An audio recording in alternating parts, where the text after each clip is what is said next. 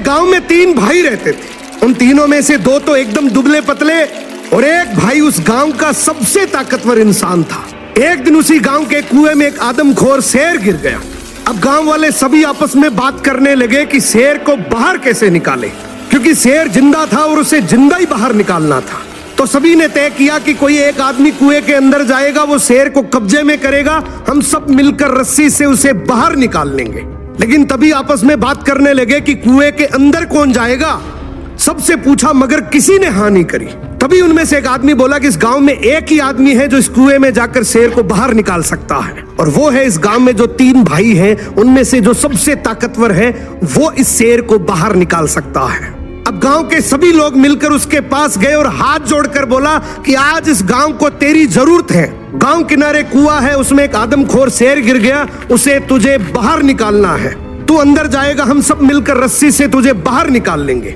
उसने बोला ठीक है, मैं गांव के भले के लिए ये जरूर करूंगा, लेकिन मेरी एक शर्त है कि जब तुम रस्सी पकड़कर मुझे कुएं में डालोगे तो आगे से रस्सी मेरे 2 भाई पकड़ेंगे। गांव वाले हंसकर बोले यार वो तो दुबले पतले हैं, उनको क्यों परेशान कर रहा है, तू टेंशन ना कर, हम सब मिलकर रस्सी पकड़ेंगे और तुझे गिरने नहीं देंगे।